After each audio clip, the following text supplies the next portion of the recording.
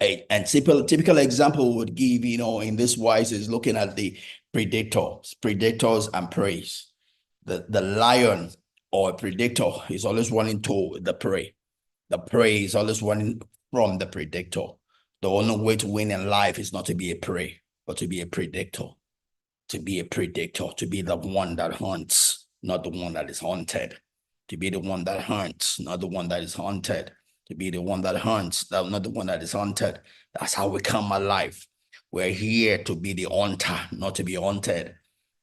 And if you're going to be the hunter, then you have to have the right strategy to hunt, because your hunting is what gives you leverage, right? Is what makes you Lord, is what makes you to overcome. It's part of your coming alive, you're being alive. If you're here and you're being hunted, you're dead. If you're here and you're going along with the stream of life, you're dead. Fishes don't go downstream, moved by the stream of life. They move upstream. They swim upstream. They're not being moved by the flow of the current. They swim. They swim in the direction they want. They swim to the source of life. They swim to the source of food. They don't allow the current to move them anywhere that the current is going. And that's our calling in this life also. This universe is our own water. We decide what direction we're going to swim to. We decide how we use the current of the universe, the elements of this life to support us to win in life, right? Because that's the real intent, to support us. But when we don't know how to use them, they could work against us, right?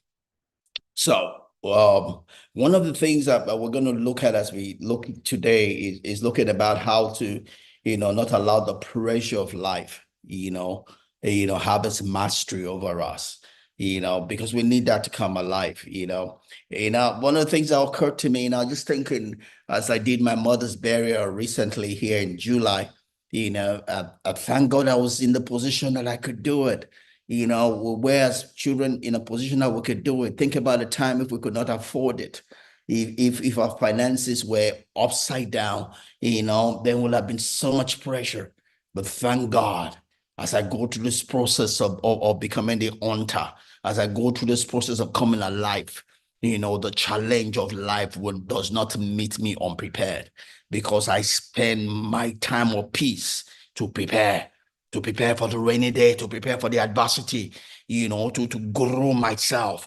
There is no idle moment in this life. You grow yourself, because adversity would come unannounced. It will come at a time you do not expect it. If you have not used your time of peace well, it will flatten you. And the problem will not be the adversity. The problem will be you. You did not use your time of peace well. You did not grow when you are supposed to grow. Therefore, you failed the test that adversity has come to give to you. Adversity comes according to the ordination of God, because no adversity will come your way except that which God says should come your way. If God allows that adversity, it's because He's expecting you to be ready for it. He's expecting you to have the strength, the strength, the wherewithal, the capacity to handle it, because He knows that the time you had, if you had used it well, you'll have built enough strength for the adversity that would come your way. But if it comes and you fail, it's because you abused the opportunity. That's what we do when we get ourselves ready. Thank God in July I was ready. There was another time in my life I wasn't really ready. My uncle needed something. One of my cousins was wedding and he needed help. And as much as I wanted to help him, my finances were not in order. I couldn't help. I couldn't help as much as he wanted it, because I was having crisis myself. You see, the less crisis you have personally, the better able you are to be a blessing to other people. When you are living from crisis to crisis, then you are not in a position to be a blessing. Then you are, in essence, you're useless. But we're here to be useful, meaning that I have to win in my life so that I can be a blessing to someone else.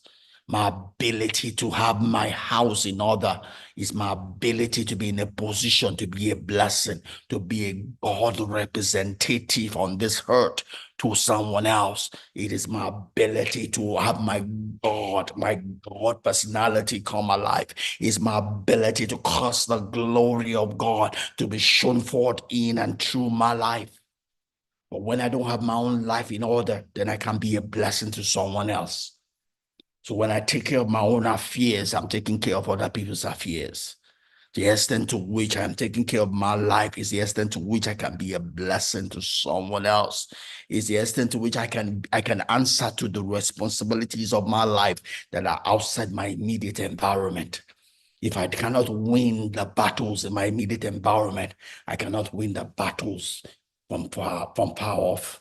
And that reminds me of Abraham. Lot had problem. Lot was taken, and his property, his the wife and children. And Abraham took the armies in his own house to go rescue Lot. What if Abraham did not have peace in his own house? What if Abraham did not have soldiers in his own house? What if those soldiers were busy trying to kill internal fires? They would not have been in a position to go help Lot out. God, our responsibility is to make sure our own house is in order. That's our first place. You can't help other people until you've helped yourself. The first thing we need to do, and we should do every day of our life, is to put our own house in order. Put our own house in order, but because to the extent our house is in order, is the extent to which we can be a blessing to someone else. It's the extent to which we can show for the glory of God in the life of someone else, right? Your house has to be in order. If your house is not in order, then you are dead. You're not alive. Coming alive is putting your house in order. Coming alive is making sure your finances are in order. You know what you have. You know what is coming in. You know what is going out. You know what the expenditures that are before you, and you have a plan to meet them. You don't cause crisis in other people's life by you not taking care of your own life. It's not about going to borrow from someone else. It's not about going to put other people in confusion. It's about you taking care of your affairs. If there are responsibilities coming in front of you, plan for it. Plan for it. Put money aside. Invest, save. Do whatever it is to generate to meet the needs in your life.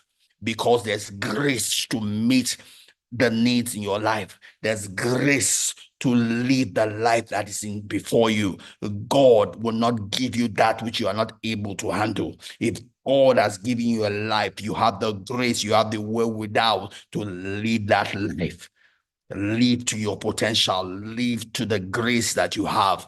Do something with this endowment that He has given to you. Think, think, think. If you know how to pray, pray for wisdom, pray for direction, but be in control, be on top of the affairs of your life. Don't wait for someone else, some destiny, some phantom destiny helper to come and rescue you. Yes, God brings people in our lives to help us, but they are not our primary focus.